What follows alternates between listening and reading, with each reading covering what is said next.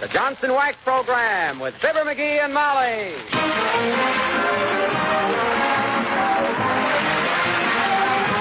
Products for Home and Industry presents Fibber McGee and Molly with Bill Thompson, Gail Gordon, Arthur Q. Bryan, and me, Harlow Wilcox. The script is by Don Quinn and Phil Leslie. Music by the King's Men and Billy Mills Orchestra.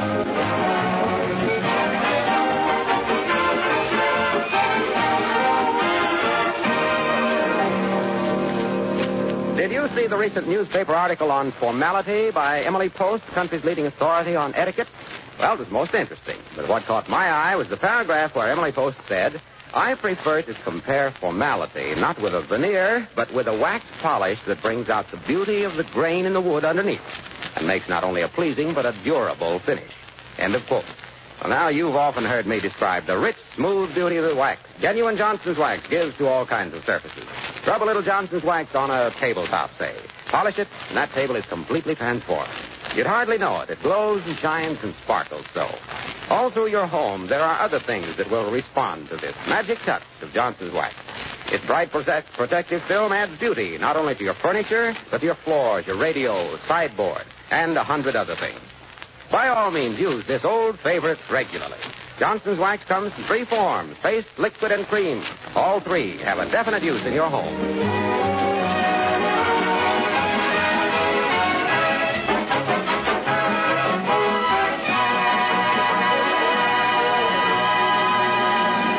The history of invention is replete with stories of men who were obsessed with one idea, stubborn men, tenacious men. Read about Fulton and the steamboat, Edison and the electric light, Westinghouse and the air brake, Fibber McGee and Molly.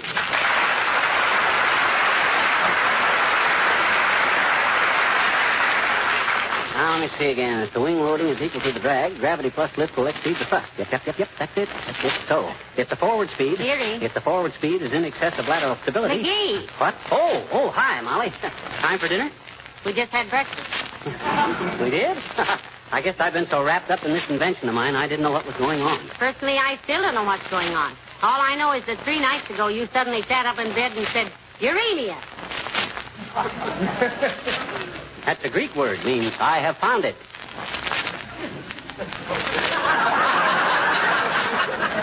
That word is eureka, not uremia. Uremia is a disease. Oh, that's right. Promiscuous uremia. But, baby, I got an idea. I got an idea that's going to knock the theory of aviation into a flat spin. I'm building a model airplane that'll have aircraft flying to Mars every hour on the hour. I have a theory. Hand me them notes. Quick. Stick that slide rule under a cushion. Break those pencils. Atta girl. Shall I swallow the eraser? No. Nobody can figure anything out from that. All clear? Roger. Okay. Come in. Oh, it's just Mr. Wimple, McGee. What do you mean, just? Even he could be a tool of the interest. Hi, Wimp. Hello, folk. Tool of what interest, Mr. McGee? Do you have any connection with aviation, Mr. Wimple? Well, just in a small way, Mrs. McGee. You see? What'd I tell you? What is your small interest in aviation, Wimp? Well, when I ride my bicycle on cold days, I wear a flying helmet and goggles. Is that all? Oh, my goodness. No. I wear trousers, too. Any other interest in aviation, Mr. Wimple? Well, sometimes I wet my finger and hold it up to see which way the wind is blowing, like aviators do. Oh, I always thought they threw a handful of grass up in the air. No. Real airplane pilots look for a herd of cows. They do? Yeah. Cows always stand with their tails to the wind. Pilots always look for that. They like a tailwind.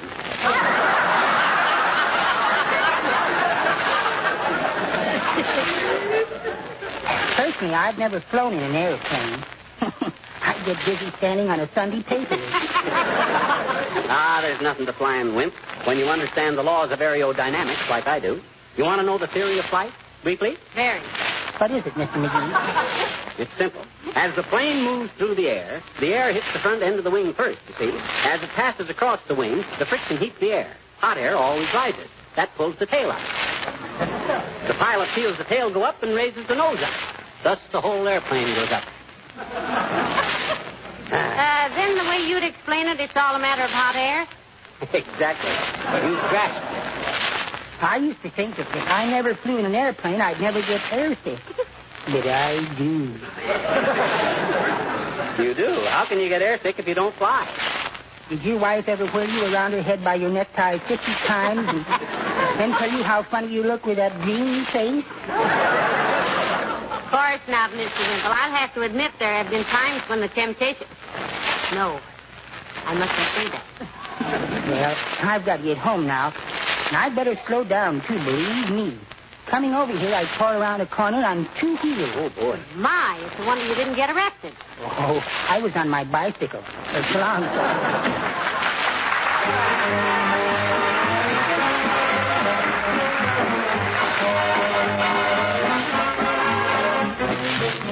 Billy Mills with the orchestra and the anniversary song.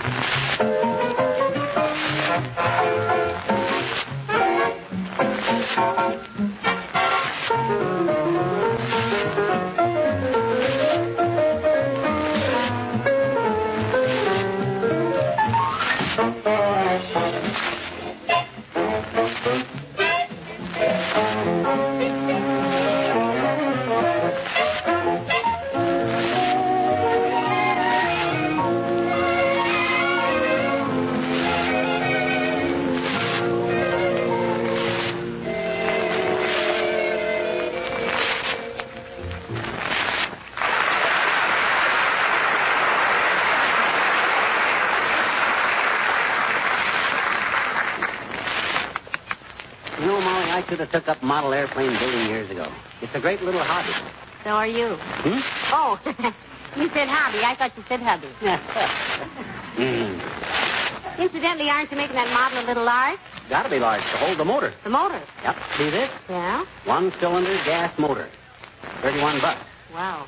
This airplane's not only going to fly, kiddo, it's going to prove my new theory of flight. May I ask a question? Certainly, my dear. A thirst for knowledge is a very commendable thing. What's the question? Well, when you walked across the room just now to get that little tiny stick of wood, what was that?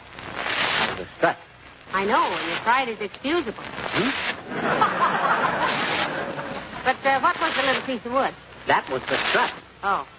In engineering terms, my child, a strut is an external brake. Oh? You see, when we design airplanes, we must anticipate stresses. Thus, when a plane is caught in a sudden updraft, or thermidor, we must compensate by a rigid flexibility, or it results in a torque fuse or ground loop. Very dangerous at high altitudes. Understand? No, do you? No. But neither did Kitty Hawk when she first started building airplanes. Kitty Hawk, dearie, was not a person. It's a place in North Carolina where the Wright brothers first flew. Well, that's a mere detail. I was only referring to Kitty when... Remember now, not a word about my plans. There's millions in this thing. Can't take chances. Now, relax, sweetheart. I'm as silent as a cottontail rabbit sitting on a bolt of velvet. Okay. Come in. Oh, it's Dr. Gamble. Do come in, Doctor. How do you do, my dear? Hello, crumb bum. Hi, revenue cutter. This just a social call, or did you hope to find somebody squirming in pain? Oh, Oh, now stop it, McGee. You know how the doctor drops in on his way to the hospital. Certainly. I stop here for inspiration. Limber jaw. It sustains me during my work. I keep thinking if you can live and be happy with a body like that, there's hope for everybody. I was talking to a couple of your victims, Mugwump. What's a mugwump? That's a bird who sits on a fence with his mug on one side Oh, and yes, I remember. Sure, you remember. Olson and Johnson told As a matter of fact, Blackwit, I always have... And all the tools. Going to the toothpick business? It's a model airplane he's building, Doctor. He says that Ha. No leaks, Molly. One little hint about what I'm doing, and old blabberpuss here will spread it around like it was Johnson's Glow-Coat. That I resent, hyena boy. I may cheat at crossword puzzles. I've been known to kick my golf ball from behind a tree. I have even had... You know something? He won't even tell you your own temperature. Well, I guess I was wrong, Doctor. If you promise to keep it under your cheap brown hat, Bucket Feet, I'll tell you what I'm intending. Oh, that's probably for you, Doctor. I suppose so. Those switchboard operators trail me around like a piece of chain on a gasoline truck. Hello, Gamble speaking. You must have got Doc's bill and had a relapse. Quiet. What was that again, Mrs. Clatterhatch? Clatterhatch. I see. Well, tell your husband for me once more that if he has butterflies on his stomach, it's his own fault. I can't do anything about it. Goodbye. Fine doctor. Can't even give the poor guy some bicarbonate. Not for these butterflies. Huh? Had them tattooed on when he was in the Navy and wants me to remove them. Well, see you later, Marblehead. Good day, my dear.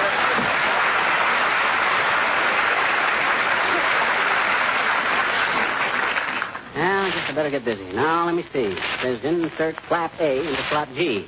Hmm? Where's slot G? This must be it here. Seems a little snug, but... No, too tight. Good thing I got plenty of extra pieces. I bought 5 sets, so I'd soon have enough to No, folks, I was just going by, and I thought, oh, gee, model airplane. When'd you take that up, Oh, pal? a couple of days ago, Mr. Wilcox. Seems to be a wonderful hobby if you like sawdust down your neck and nails in your thumb and glue on your shirt. Don't you kid yourself, Snooky. It's the model builders like me that'll design the airplane of the future. And when I prove my theory... Oh, forget I said that. Said what? About some theory you have? Please, Mr. Wilcox, this is dynamite. Strictly hush-hush, Junior. There ain't an airplane manufacturer in the world that wouldn't give his bicuspids to know what I'm working on. But I will tell you this. The so-called modern airplane is absolute as of this minute. No. Yes. You familiar with airplanes? Only as a passenger. Flew to Cheyenne, Wyoming last week for the company. Emergency. Did you really? What kind of an emergency, inquired fun-loving little Fibber, his merry blue eyes twinkling with mischief because he knew darn well he was going to get plugged with a plug. Well, I'll tell you, it was pretty exciting, pal. Racine got me out of bed early one morning. Racine, Wisconsin? No, Charlie Racine, my houseman. Oh. He shook me awake and said, get on the phone quick, boss. So I did. And what was it? Uncomfortable, so I got off the phone, got on a chair. Then I picked up the receiver. It was the home office. They said, go to the airport immediately, Wilcox. A truck will meet you with a load of Johnson's Glow-Coat. Yeah. The self-polishing floor beautifier that shines as it dries, requires no rubbing or buffing, and dries to a sparkling, beautiful, protective finish in 20 minutes or less. Yeah. Then what'd you do, Junior? I dashed out of the house, down to the corner, back to the house, took off my pajamas, put on my clothes, back to the corner, grabbed a taxi and raced to the airport. Yes, go on. There was an airplane. Engines turning over. Pilot waiting. Suddenly a truck roared up. They loaded the airplane with Glow-Coat. Yeah? The self-shining wax polish that makes the tired old linoleum wink at the cook. Yeah, but what the... Makes you proud of your kitchen. Yeah. Makes housekeeping so much easier. Dad, ratted, get with it. What's this all about, Waxy? Well, the minute the airplane was loaded, I jumped in. Yeah? We started down the runway. Yeah. The engines roared. 5 hours later, we were in Colorado Springs. I thought you were going to Cheyenne, Wyoming. We got lost. Well, by that time, I wasn't feeling so good, all that flying on an empty stomach, so I told the pilot to fly the Glow-Coat on to Cheyenne, and I took the train home. But why did Cheyenne want all that Glow-Coat in such a rush? Well, can you imagine that? I never thought to ask. You know what I'm going to do? What? Go home.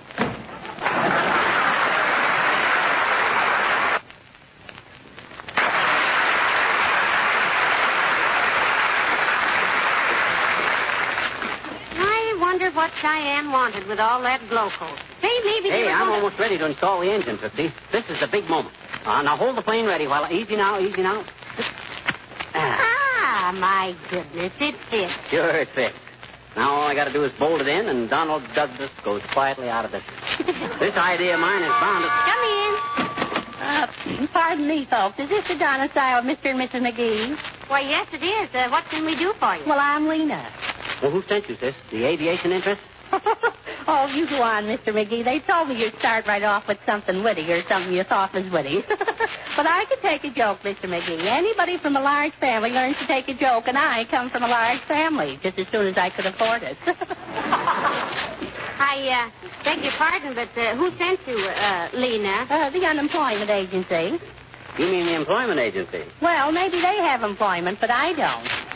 Anyway, they said you didn't have any help right now, and I'm free on Tuesdays, and by free I don't mean for nothing, because I get $1 an hour in transportation. But don't let the transportation worry you, because I can always flip a ride on a truck.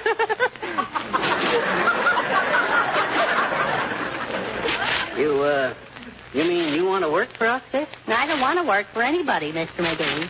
But I formed some expensive habits like eating and wearing clothes, and they cost money, you know. So I've got to work somewhere, and you'll find me very neat and cheerful. My goodness, I just sing all day long. Oh! I see you have a piano. Isn't that wonderful? You're just the nicest people, so cultured. Well, we hadn't really considered engaging anyone just now, Lena, because, there's just the two of us and... Oh, that's just scrumptious. Just the two of you. Just a loveness. La, la, la, la, la. Oh, my. I'm certainly going to love it here, all this beautiful singing and everything. Well, I'll be here early next Tuesday. Thank you so much. You won't regret this. As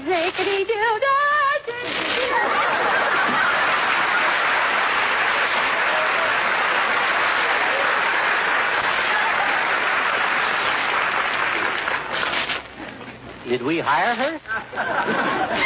Well, she seems to think we did. Why? I just wondered. I didn't know they had such a strong union. The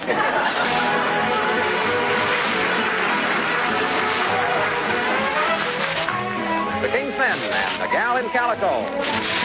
Yippee-yi, let me stay out of my way. Got a gal in calico down in Santa Fe. Used to be her Sunday beau till I rode away. Do I want her? Do I want her love? Yes, sirree. Yes, sirree. Yes, sir. Will I win her? Will I win her love? Wait and see. Working with a rodeo, go from town to town. See most every kind of gal, every kind of gal. But who made my heart sing? Yippee-oh, yippee-oh, my little gal in calico. I never thought a silly'd ever make me act so silly, but my heart is in a tizzy and my head is awful dizzy, and I'm heading for a wedding and catastrophe, I know, but I haven't got the sense to holler, whoa. I love that gal in calico down in Santa Fe. I guess I better let her know that I feel this way. Is she waiting? Is she waiting? It better be. Am I hoping to be roping her? Yes, sirree. Gonna quit the rodeo. Gonna settle down. I'll buy a post of calico for her wedding gown. Till I met her in yippee-yi, yippee-oh, my little gal in calico.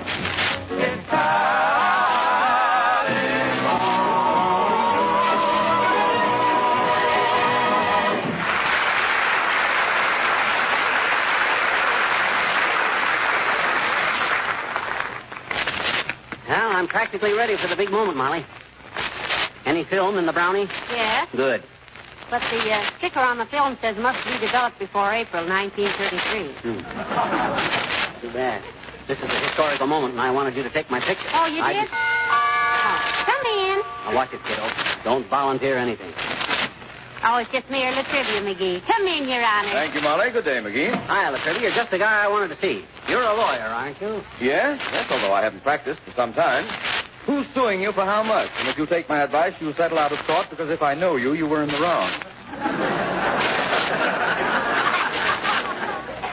No, I think this is something else, Your Honor. Isn't it about your idea, dearie? Yes, sir. This is a professional consultation, Olivia. Now, look. You know what the next great step in aviation is? Certainly. Supersonic speed. What was that again? Supersonic speed. Speeds in excess of the speed of sound. Exactly. And I got it solved, Olivia. What? You have? Yes. Good heavens. Why, well, this is amazing. Say, what is the speed of sound, by the way? Well, it's about in the neighborhood somewhere around, I'd say. What would you say, Olivia? You're a lawyer. Well, the speed of sound varies with the temperature. At 0 degrees centigrade, it travels approximately 1,080 feet per second. Increases about 2 feet per second for every degree rise in temperature. Right. Travels faster through solids than through liquids or gases, and does not travel at all through a vacuum. Oh, it does through our vacuum. We have positively the noisiest vacuum that you... Oh, that's pardon me, gentlemen. That's okay. Now, here's the question, Olivia. All the experiments up to date have been trying to speed up the airplane to equal the speed of sound. Right? Right. Right. So, I done what had never occurred to anybody else.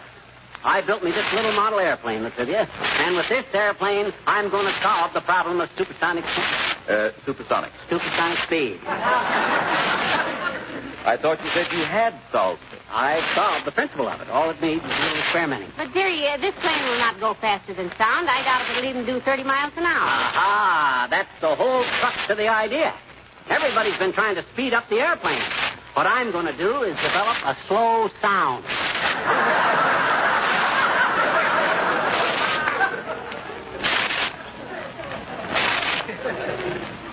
Slow sound. Heavenly days, what an idea. Don't the simplicity of it kind of get you, Latriv? I work out a slow noise, fly the airplane to it, and presto, supersonic speeds are here. You ever do any flying, Latriv? Yes, a little. As a matter of fact, I'm a member of the Caterpillar Club. Of the what, Your Honor? The Caterpillar Club. My gosh, we know people with the strangest hobbies. Yes. Wallace Wimple watches birds, Mayor Latrivia clubs caterpillars. Pardon me, I do not club caterpillars. Well, if you belong to the club, Your Honor, you're just as guilty as the rest of them.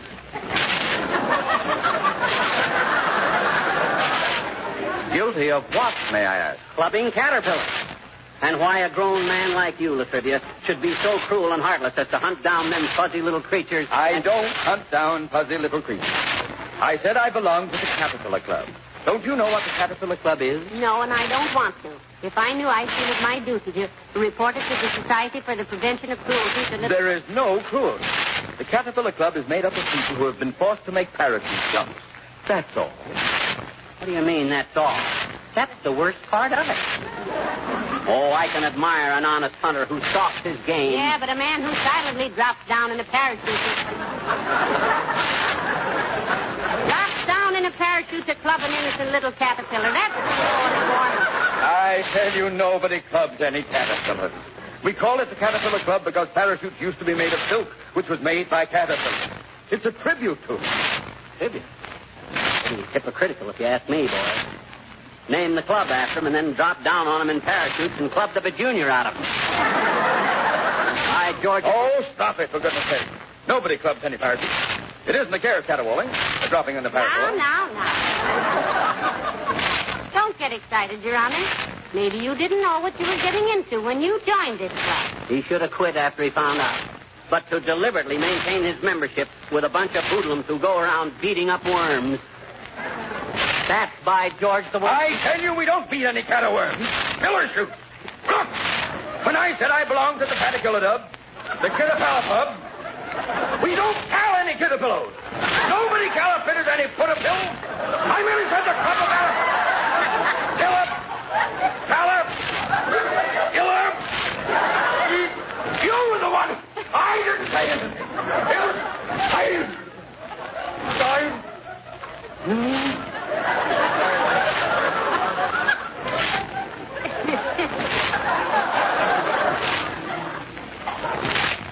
McGee?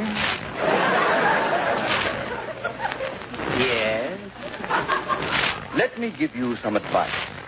If you are ever forced to make a parachute jump, and I hope it doesn't happen before tomorrow, remember this.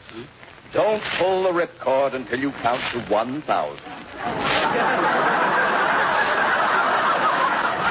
My goodness, Yes, Mr. Mayor, I always heard you were supposed to count to 10. I certainly, you just counted 10. I was hoping you didn't know that. Well, good day.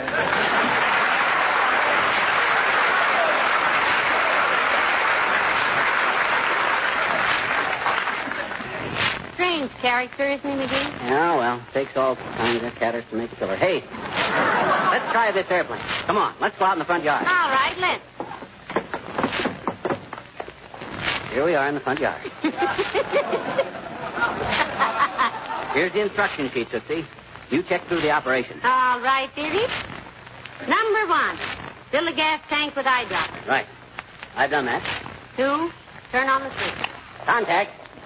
3, hold plane in left hand and spin propeller with right hand. All clear. Look at her go. Why, she's doing 60 if she's doing 5. Boy, can I build airplanes. Look at that baby climb.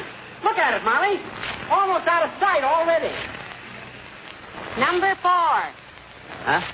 before releasing plane, attach stout cord or wire to wingtip to control flight. The control. Oh, yeah. I see what you mean. Look at that baby go. $31. Clear out of sight.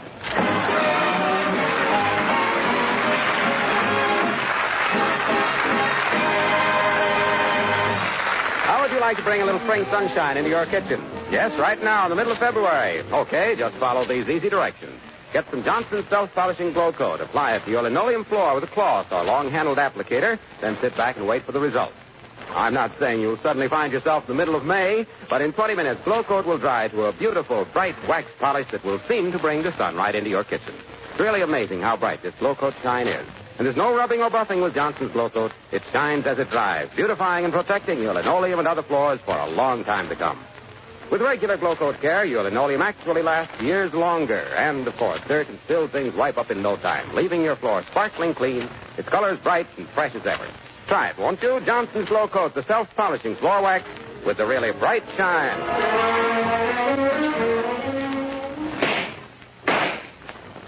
No, too fast. That's pretty fast, too. Well, that's slower, but it's still too fast. Hey, Molly. Yeah? I'm running into a little trouble trying to develop a slow sound. Well, I know just the thing, dearie. What? You do? A slow sound? What is it? Go back into vaudeville and wait for that applause. Huh? Oh. Good night. Good night, all.